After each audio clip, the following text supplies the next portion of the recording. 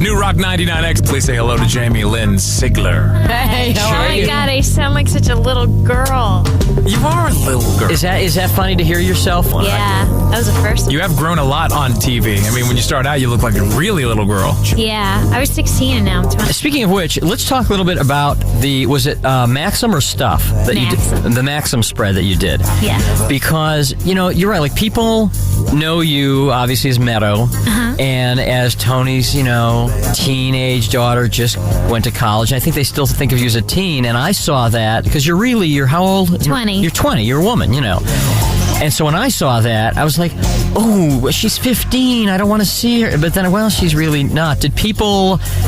Was there any negative reaction from people who thought like you just looked too young to be in a Teddy? Right. No, I mean, there have been younger girls on there, but I know. Yeah, Jimmy, you're not complaining They're about all that framed Maxim with spread, are you? Beautiful.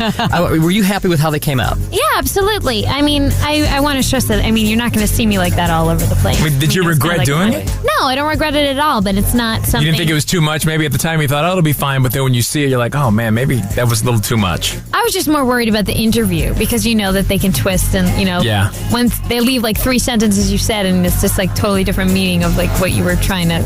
Right. say. And they ask you about sex and stuff. Yeah, of course. I mean, but the interview was fun, and I think it's a great magazine, and It's great. It is a great the magazine. articles It is a are great hysterical, magazine. so- Maxim is great. Was there any wardrobe that they brought to you that you thought, nah, I just can't wear that? Well, they did approach me about the whole no shirt, hand over. They'll hand over the chest classic thing. shot that they do these days. Right. Yeah, but I declined. Yeah. You said no. Now, when did you first start singing? When I was 5 years old, and I insisted on singing "The Greatest Love of All" at my brother's bar mitzvah. Well, I mean, isn't singing the reason you kind of ended up on Sopranos? Because That's right. Wasn't it something you thought maybe it's a singing thing? Absolutely, because you don't. You hear the Sopranos. Right. You think, oh, it's a singing thing. Yeah. Because they were going to change the name of the show because I wasn't the only one who thought that. What Right. were they going to call it? Family Guy, something like. But there's no other name for the show when No. you think about it. No, not at all. So, Of course, if they had called it Family Guy, we'd be sitting here and you'd be saying, well, they wanted to call it The Sopranos, but people would think it was too much about singers. It was about birds. No, I don't. No, but it's. I mean, it's true. This is not the kind of show where you can use like kind of like cheesy name. You know? Who, though, was there anybody in the cast who, for a fact, said, you know what? I'm just taking the next year off. I don't want to do anything until the next... I don't know. It could have been any of them, but I mean. Tony Sciarrocco seems like the kind of guy who doesn't really love to work too much. Oh, you kidding? Tony like counts his lines, like him and Stevie, and like I remember in the first season, him, Stevie, and Vinny were like, "How many lines you got this episode?" Oh, that's funny. They're so cute. Funny. tell us about your music. Do you write your own songs or?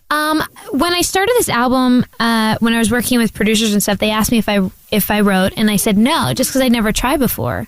And towards the end of the process, I mean, I just got really inspired and I was learning a lot. So I ended up writing 3 songs in the album. But it's my first album, and I was still, like I said, learning and meeting different people, and they were very inspirational. So I said I want to be very heavily involved with the next Well, one. with the creative produced side. by Desmond Child. Yes, That's a pretty good big. start. That's a good start. That's a good place to That's start. big. We'll have Desmond Child produce it. Yeah.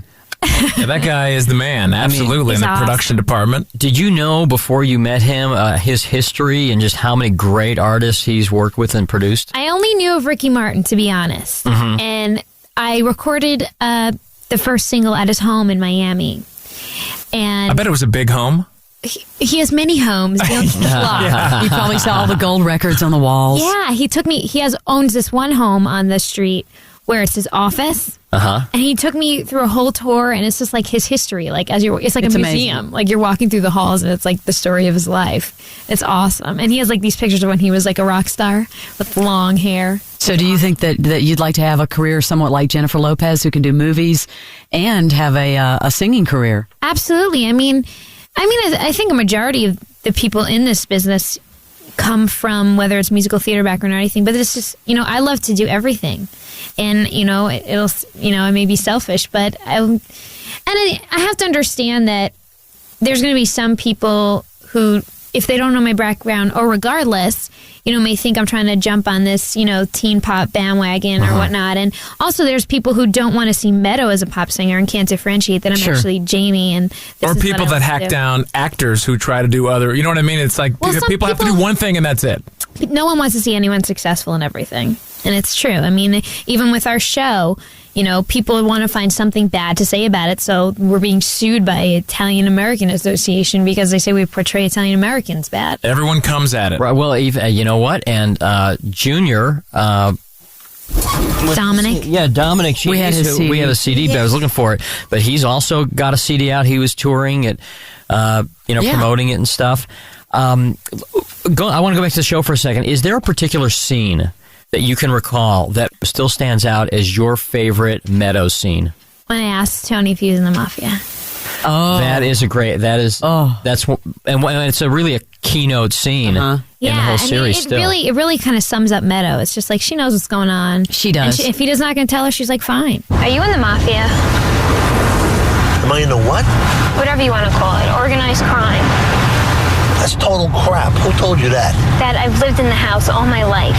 I've seen police come with warrants. I've seen you going out at 3 in the morning.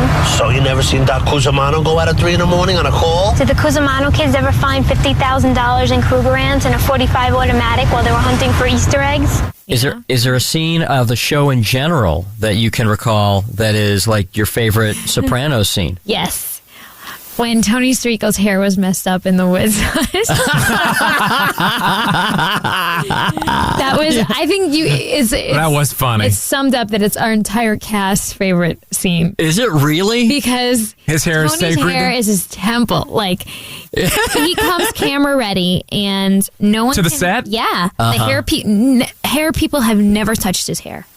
In the whole season, like all 3 seasons. He is the real deal. I mean, just in the sense. He's my favorite, too. All right, so the new CD, Jamie-Lynn Sigler, is called Cry Baby, right? Well, that's the single, yeah. I mean, the single, right? And the name of the CD itself? Here to Heaven. All right, good. It's good to meet you. Thank you very much.